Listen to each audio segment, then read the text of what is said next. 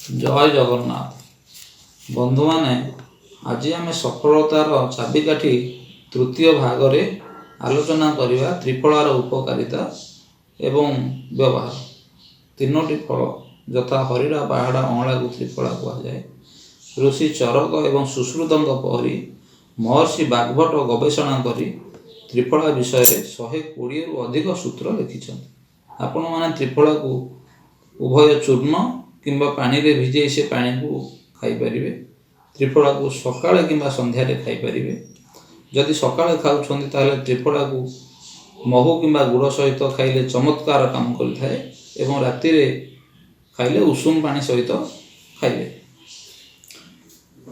त्रिफला व्यवहार कला बेले तार मात्रा प्रति ध्यान देवा उचित, ना विशेष फलप्रद हो न था।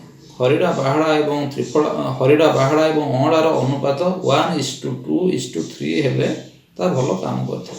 त्रिफला समस्त प्रकार चक्षु रोग, rheumatism, gas, acidity, diabetes, piles, anxiety, urine infection, immunity deficiency, radiation, समस्त प्रकार काश, इंटेस्टाइन डिजीज, एलोपेशिया, मेदबहुलता एवं पुरुष और स्त्री लोक मानकर प्रदर रोग भल करिवारे प्रमुख भूमिका ग्रहण करता है।